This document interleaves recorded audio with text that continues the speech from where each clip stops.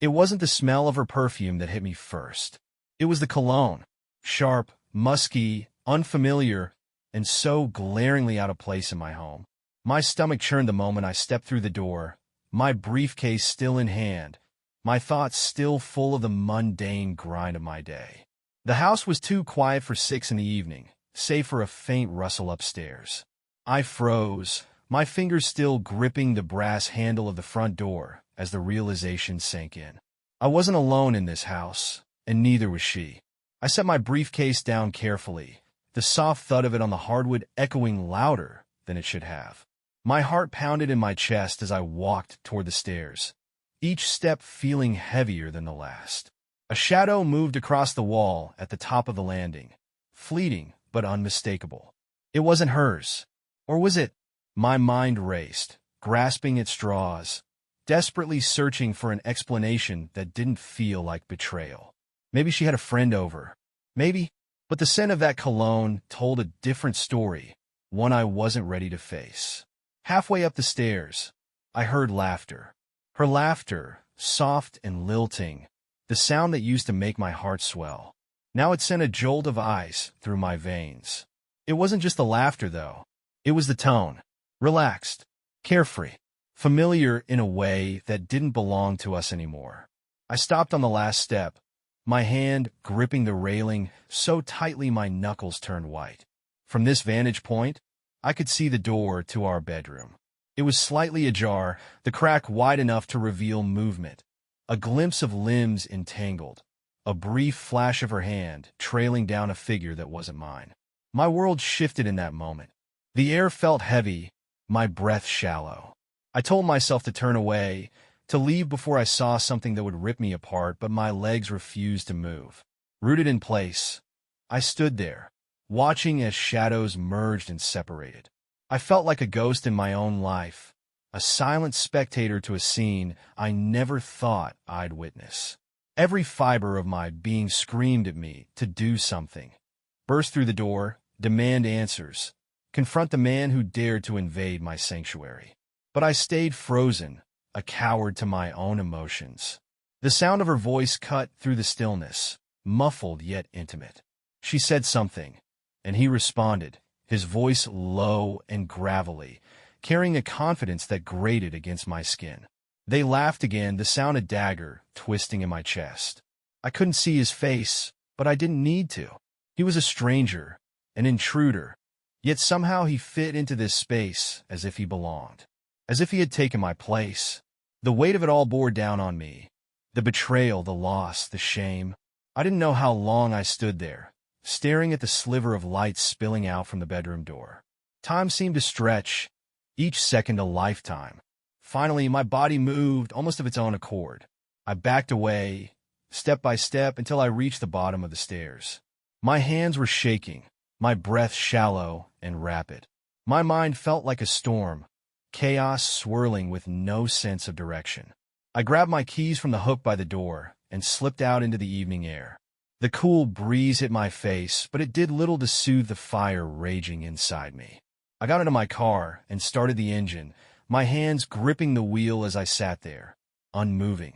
The house loomed behind me, a place that once held so much love and security, now tainted by betrayal.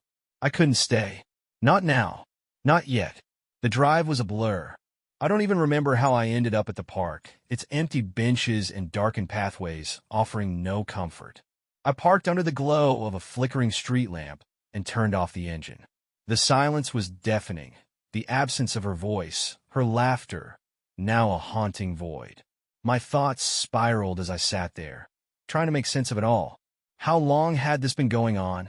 Had I been blind, or had she just become that good at hiding it? I thought about the little things, the late nights at work, the new dresses, the way she had started keeping her phone face down on the table. All the signs were there, clear as day, yet I had dismissed them, choosing to trust her without question. Trust. The word felt bitter now, a cruel joke. I had built my life around it, around her, and now it was all crumbling beneath me. The image of them together flashed in my mind again, and I slammed my hand against the steering wheel in frustration. It wasn't just anger. It was pain. a deep, soul-crushing ache that left me breathless. I thought of the vows we had made, the promises of forever, and I wondered if any of it had ever been real, if I had ever truly known her. The night wore on, and the park grew quieter. I sat there, staring at nothing, the weight of my new reality pressing down on me. Part of me wanted to go back, to storm into that bedroom and demand answers. But what good would it do? The damage was already done. No explanation could erase what I had seen. No apology could undo the betrayal. Eventually, I started the car again and drove aimlessly through the city streets. I didn't want to go home, but I had nowhere else to go. My life felt like a stranger's now, foreign and unfamiliar. The woman I loved, the life we had built together, it was all a lie, and I was left to pick up the pieces alone. I don't remember how I got home that night. The streetlights blurred into one another, their cold glow reflecting off the windshield as if mocking the warmth that once defined my life. The driveway was empty when I pulled in, her car missing from its usual spot. Relief mixed with dread.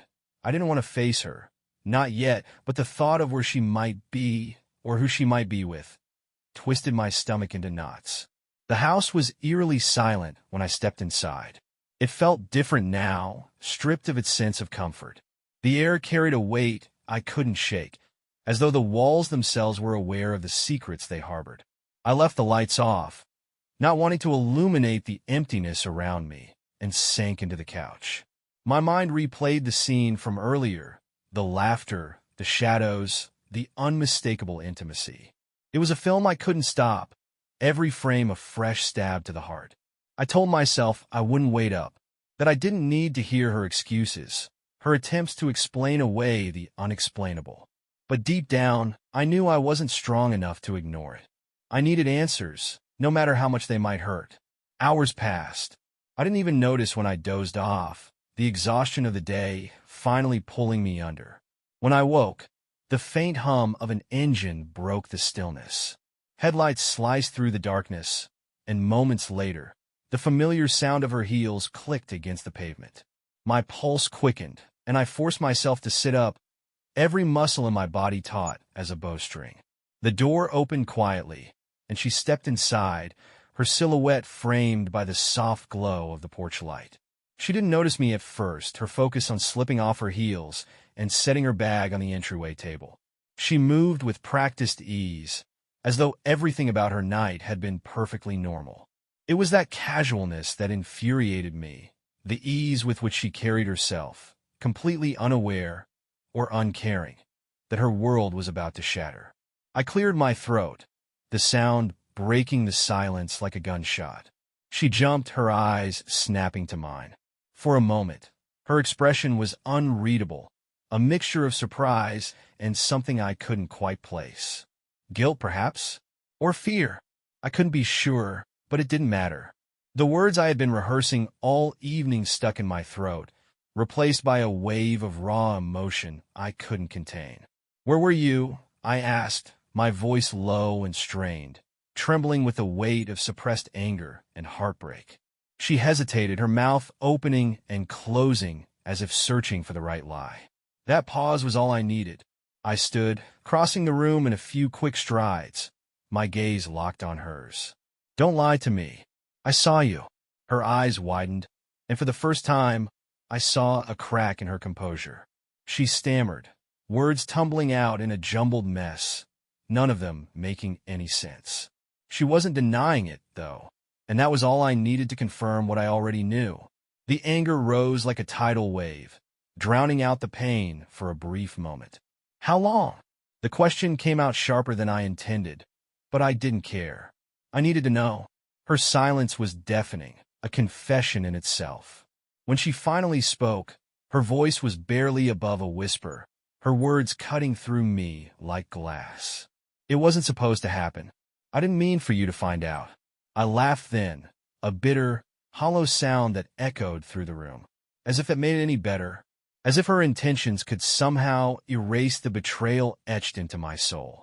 I wanted to yell, to scream, to demand an explanation that would make sense of it all, but I knew none existed. Instead, I turned away, my hands trembling as I ran them through my hair.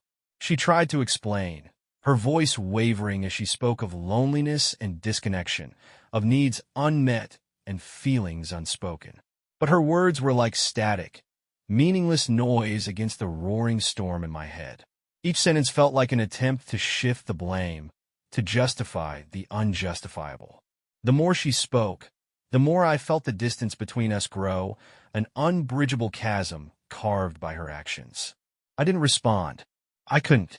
My mind was a whirlwind of emotions: rage, sorrow, disbelief. The woman I had loved, the woman I had built my life with, was now a stranger. And yet, as much as I hated what she had done, a part of me still clung to the memories of who she used to be, to the life we had shared.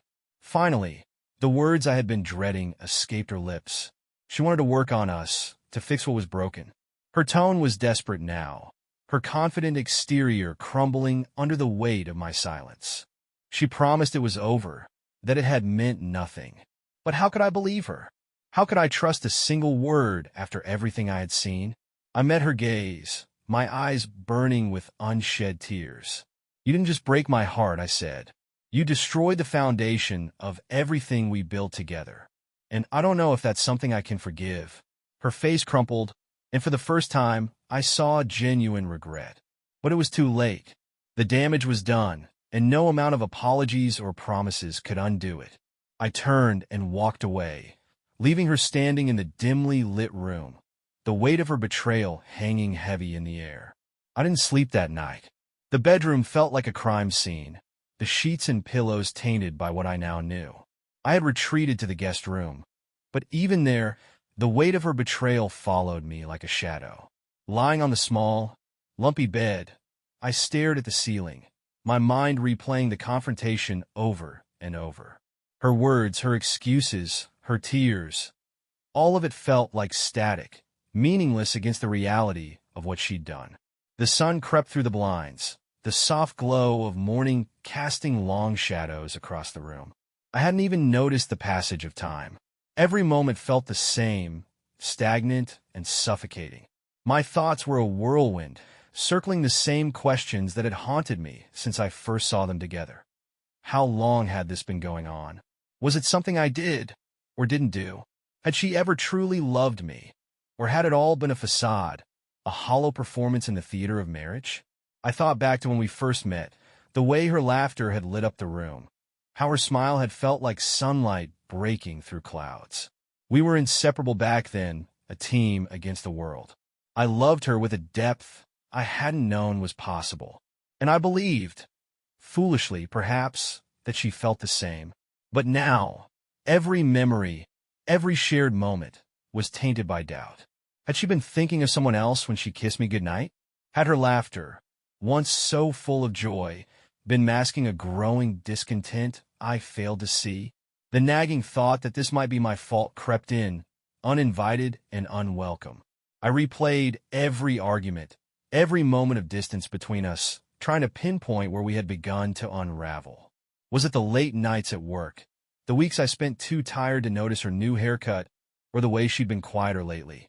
Was it me taking her for granted, assuming she would always be there because she always had been? But even as I blamed myself, anger simmered beneath the surface. I wasn't perfect, but I had been loyal. I had given her everything I had to give, built a life for us with my bare hands and endless devotion. And yet, it hadn't been enough. She had sought out someone else, invited him into the sacred space of our marriage, and let him walk away with a piece of her that was supposed to belong to me alone. I sat up, swinging my legs over the side of the bed, the cool floor grounding me. The house was silent, but it felt like it was holding its breath, waiting for what came next. She was still here somewhere, maybe still in our bedroom, or maybe she had slipped out again, chasing whatever thrill had led her to him in the first place. The thought made my chest tighten, a fresh wave of anger and heartbreak washing over me. I needed clarity, answers, closure maybe, or at least a way to move forward without the suffocating weight of not knowing. I grabbed my phone from the nightstand and scrolled through our shared photos, the snapshots of a life that now felt like a lie. There we were at the beach, Her arm looped through mine, her face tilted toward the sun. There we were at a friend's wedding, laughing over champagne. Her smile in every picture felt like a cruel joke now, a mask hiding the truth I had been too blind to see. I found myself staring at one photo in particular, our anniversary last year. She had worn a red dress, her hair swept up in that effortless way she always managed. We had spent the night at a rooftop restaurant overlooking the city, talking about our dreams, our plans, our future. I had been so certain of us then, so sure that we were unshakable. But now I wondered if she had already begun to drift away. Even then, I put the phone down, the image too painful to bear. The realization hit me like a punch to the gut. I didn't know this woman anymore. The person I had married, the one I had built my life around, was a stranger now. And the man I thought I was, the one who could make her happy, felt like a ghost, a relic of a time that no longer existed. The clock on the wall ticked loudly in the silence, each second dragging like an eternity. I knew I couldn't stay like this, trapped in the cycle of my own thoughts. I needed to make a decision, to figure out what came next. But the truth was, I didn't know how to move forward. Every path felt like it led to the same place, an empty house, a fractured heart, and a future I couldn't imagine. I stood and made my way to the window, staring out at the quiet street below. The world outside was moving on, indifferent to my pain. Neighbors were walking their dogs, kids were playing on bikes, and the sun was shining as if nothing had changed. But for me, everything was different now. The foundation of my life had cracked, and I didn't know if I had the strength to rebuild it, or if I even wanted to. As the morning stretched on, the weight of the day ahead settled over me. I knew I couldn't avoid her forever. Eventually, we would have to talk again, to decide what came next. But for now, I stayed there, staring out at a world that felt as unfamiliar as the woman I once called my own. The days following our confrontation blurred together in a haze of tension and unspoken words. The house became a battleground of silences, every interaction loaded with an unbearable weight. She tried, in her way, to return things to normal, setting plates for dinner, asking about my day, but I couldn't bring myself to play along. I answered in monosyllables, barely meeting her eyes. Trust was a bridge she had burned, and I was stranded on the other side. I needed answers. The questions in my head were like an unrelenting tide, washing over me every moment I was awake. Her explanations, vague and full of holes, weren't enough. I needed to know the truth, every detail, no matter how much it hurt. She had left the house for work one morning, her perfume lingering in the hallway, a ghostly reminder of the woman I thought I knew. As the sound of her car faded into the distance, I stood in the living room, feeling the emptiness of the house press down on me. My gaze wandered to her laptop on the coffee table.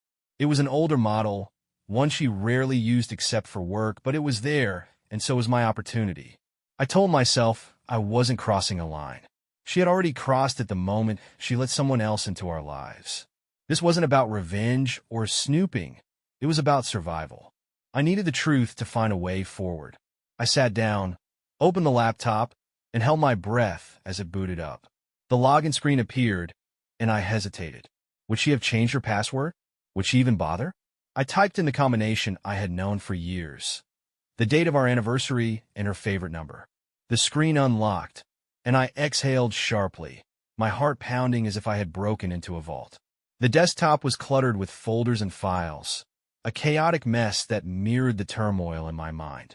I didn't know where to start, but my eyes landed on her email icon. It was as good a place as any. Her inbox opened, a flood of unread and read messages spilling across the screen. Work emails, promotional offers, and the occasional correspondence with friends filled the list, but I was searching for something specific. I typed a name into the search bar, the name that had been seared into my mind since that night. The results populated instantly, a string of messages spanning months. I clicked on the first one, my hand trembling as I scrolled through the text. It was casual at first, the kind of exchange you'd expect between colleagues. A shared joke, a note about a meeting, a thank you for coffee. But as I moved further down the thread, the tone shifted. Compliments began to slip in, subtle at first, then bolder. The way you handled that presentation was amazing. You're incredible under pressure. I admire you more than you know. Each line was a knife, carving away at my resolve. I moved to the next email, and the next. Their correspondence deepened, evolving from professional to personal. Discussions of late-night dinners, drinks after work, inside jokes that excluded me entirely. My chest tightened as I stumbled upon the first truly damning line. I can't stop thinking about last night. You're all I want. I shut the laptop abruptly, the weight of those words crashing down on me. My mind reeled, every rational thought drowned out by the rush of anger and pain. I wanted to smash the computer, to erase the evidence, as though destroying it could somehow undo what had happened. But I forced myself to breathe, to think clearly. This wasn't over. Not yet. I reopened the laptop, this time searching for attachments. Pictures, documents, anything that might fill in the gaps. A photo appeared, a grainy selfie taken at a bar. Her head was tilted toward his, their faces close enough that no one could mistake the nature of their relationship. Another image followed, this one in an unfamiliar setting. A hotel room, judging by the nondescript decor. She was smiling, relaxed, leaning against him as if it was the most natural thing in the world. I copied everything to a USB drive, my hands shaking as I completed the task. This wasn't just about proof. It was about understanding the scope of her betrayal. How long it had been going on, how deep it ran, and whether there was any part of our life she hadn't tainted. When I finished, I stared at the screen, my reflection faintly visible in the darkened glass. I barely recognized the man looking back at me, his eyes hollow, his face drawn with exhaustion. This wasn't who I was. This wasn't who I wanted to be. But she had left me no choice. I closed the laptop and sat back, the weight of the evidence pressing down on me like a physical force. The truth was out now, raw and unfiltered. There was no more room for denial, no space for excuses. This was who she had become, and this was the reality I had to face. The house was silent again, save for the faint hum of the fridge in the kitchen. I glanced around, taking in the familiar surroundings that now felt alien. This had been our home, our sanctuary. But now, it was just another place filled with lies and ghosts. The thought of confronting her with what I had found filled me with dread, but I knew it was inevitable.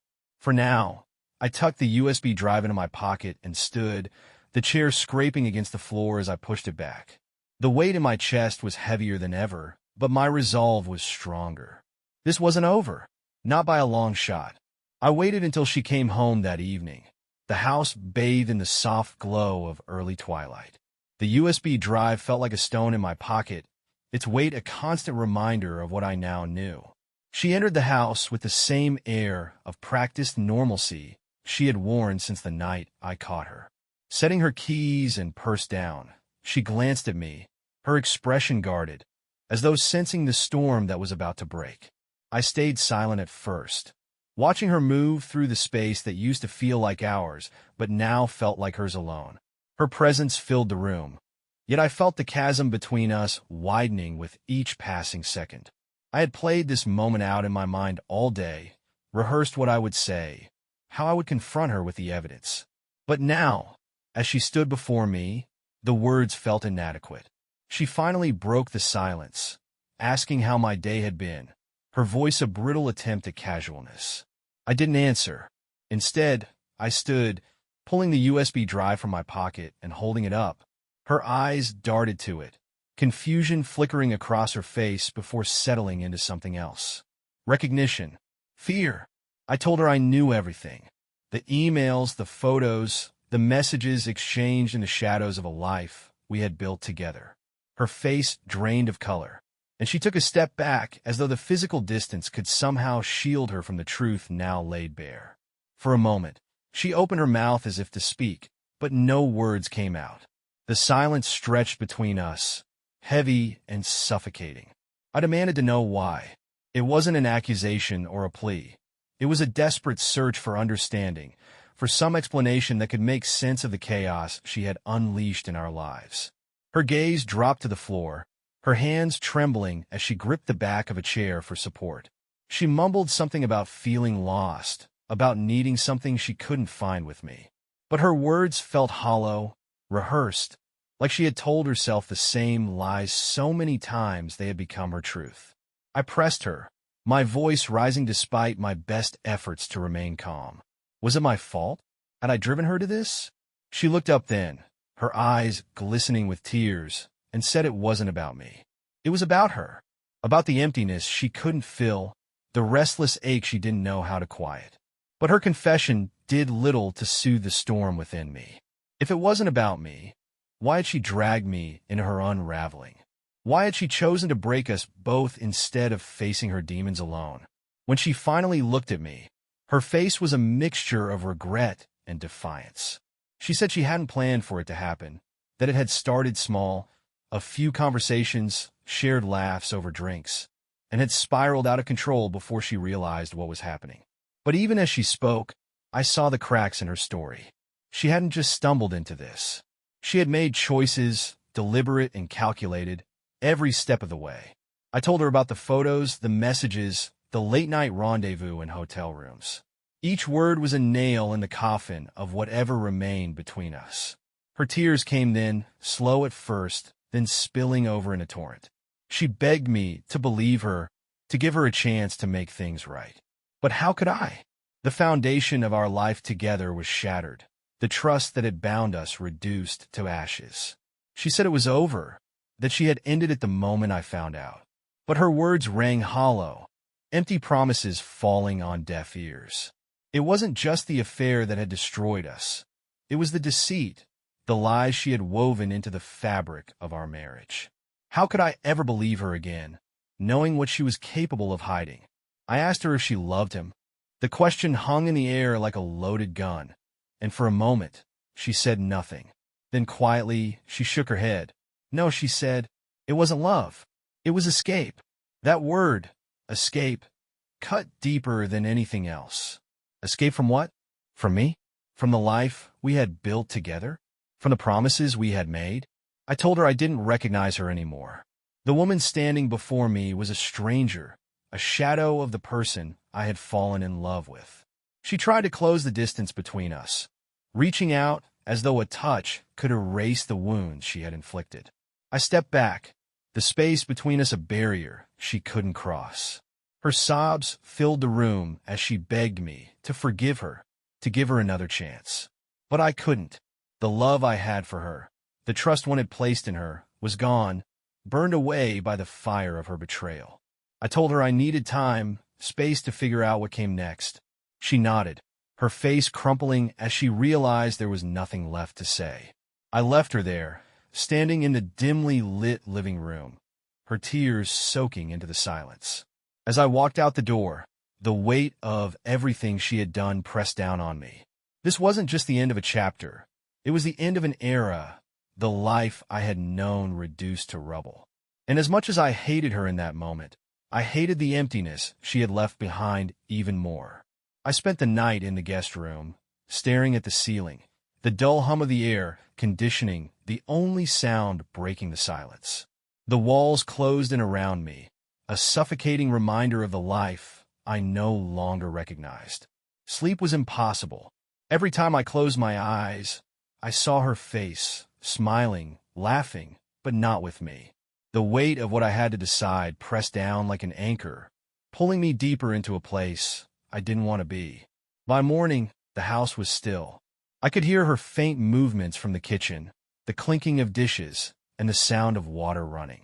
She was going about her morning routine, as if everything wasn't falling apart. Or maybe she was trying to pretend it wasn't. I envied her ability to function, even if it was an act. I couldn't even bring myself to move from the bed. The questions hadn't stopped spinning in my mind. Should I stay? Should I go? What would staying mean, and what would it cost me? My love for her, though battered and bruised, hadn't disappeared overnight. But neither had the betrayal. It loomed over everything, poisoning every thought, every memory, every hope. Trust was gone, and I didn't know if it could ever be rebuilt. The uncertainty was a weight I couldn't shake. I thought about leaving, packing a bag, getting in the car, and driving until the The city and everything about this mess was just a distant blur in the rearview mirror. But leaving felt like running, and I didn't want to run. Not yet. I needed answers. Closure. Something more than the empty explanation she had given me. I couldn't make a decision in the fog of confusion I was in. Eventually, I forced myself out of bed. The small movements, standing, walking, splashing cold water on my face, felt monumental. I avoided her as I moved through the house, brushing past the kitchen without so much as a glance. I wasn't ready to face her. Not yet. The weight of her presence was enough to fill the air, heavy and suffocating. I went outside, the cool morning air a welcome relief from the oppressive atmosphere inside. The driveway was empty except for her car, its familiar presence now a bitter reminder of all the times she'd driven away to be with him. I walked to the end of the street, letting the rhythm of my footsteps ground me, trying to make sense of the storm in my head. I thought about the life we had built, the milestones we'd celebrated, the laughter we'd shared, the quiet moments that had once felt so secure. They were all shattered now, tainted by her choices. And yet, I couldn't shake the feeling that walking away from it all would mean losing something irreplaceable. But staying, what would that even look like? Could I live with the constant doubt, the nagging fear that it might happen again?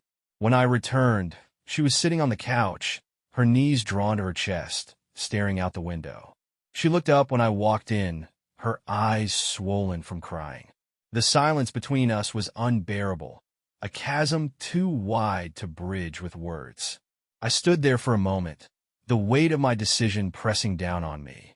Finally, I told her I wasn't leaving. Not yet. Her face crumpled as fresh tears spilled down her cheeks. She asked if that meant I could forgive her, if we could find a way to fix what was broken. I didn't have the answer she wanted. All I knew was that I needed time to process, to understand, to figure out what came next. Whether it was repair or dissolution, I couldn't say. All I knew was that I wasn't ready to make a permanent choice. I spent the rest of the day moving through the house in a fog. The silence between us was deafening, broken only by the faint sounds of her attempts to clean or busy herself.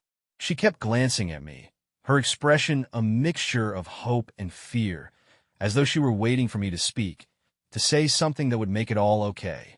But I couldn't. There were no words to undo what had been done. By evening, the weight of the day had taken its toll. I retreated to the guest room again, closing the door behind me and sinking onto the bed. This was my reality now, a broken marriage, a fractured heart, and a decision that felt like no decision at all. I wasn't staying out of love or hope, but because I needed time to understand what was left, if anything. For now, that would have to be enough. The days stretched into weeks, and the silence between us became a constant presence in the house. We moved around each other like strangers, careful not to cross invisible lines, each retreating into separate corners of the life we had once shared. She tried in small ways to bridge the gap, making my favorite meals, leaving notes on the counter. But they felt hollow, gestures that couldn't reach the depths of the damage she had done. I didn't stop thinking about the betrayal. It followed me everywhere, creeping into quiet moments and ambushing me in the middle of mundane tasks. I replayed our life together, searching for signs I had missed, wondering if I had been blind or if she had simply hidden it well. The questions that haunted me became quieter with time, but never completely left. One evening, as I sat alone in the guest room, I realized I couldn't keep living like this. I had stayed to make sense of it all, to give myself time to understand what had happened and what I wanted. But now I saw that clarity wouldn't come from staying in the ruins of what we had. I couldn't rebuild a life in a house where every room felt like a battlefield. I needed to let go, not just of her, but of the anger and pain that had consumed me. The next morning, I told her I was leaving. The words hung in the air between us, heavy and final. She looked at me, her face pale, and for a moment, I thought she might argue. But she didn't. She nodded, tears streaming down her face, and whispered that she understood. She didn't ask me to stay or plead for another chance. I think she knew, as I did, that there was nothing left to salvage. Packing my things felt surreal, Every item I placed in a box was a fragment of a life that no longer existed. I avoided looking at her as I moved through the house, gathering what was mine and leaving behind what was hers. When I finally closed the door behind me, the weight I had carried for weeks seemed to lift, replaced by a bittersweet sense of relief. I moved into a small apartment downtown, a space that felt foreign and empty, but also full of possibility. The first night was the hardest. I lay awake on the unfamiliar mattress, staring at the blank ceiling, feeling the ache of what I had lost. But as the days turned into weeks, I found moments of peace.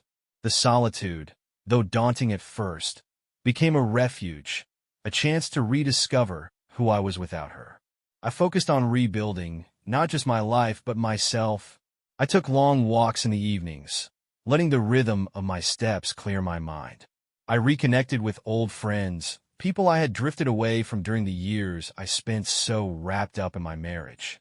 I found joy in small things, a cup of coffee in the morning, the sound of rain against the window, the quiet satisfaction of creating a life that was entirely my own. Her messages came occasionally, texts that wavered between apologetic and hopeful. She wanted to know how I was, if I would ever be willing to talk. For a while, I ignored them. I wasn't ready to open that door, even a crack. But one evening, months after I had left, I found myself typing a response. I told her I was okay, that I wished her well, that I hoped she could find the answers she had been looking for. I didn't hate her. That was the hardest truth to accept. I had every reason to, but the anger had burned itself out, leaving only a quiet sadness for what we had lost. She had been my greatest love, and her betrayal had been my greatest pain. But I couldn't carry that pain forever. It wasn't who I wanted to be. One morning, as I stood on my small balcony, watching the city wake up, I felt a flicker of something I hadn't felt in a long time. Hope. It wasn't big or loud, but it was there, a quiet reminder that life goes on, that hearts, though broken, can heal. I didn't know what the future held, but for the first time, I was ready to find out. And so, I began again, not as a man defined by his past, but as someone willing to take the first step into a new beginning. It wasn't perfect and it wasn't easy, but it was mine, and that I realized was enough. Thank you for watching the video. Don't forget to subscribe to the channel so you don't miss interesting life stories, and write a comment if you like the story. See you.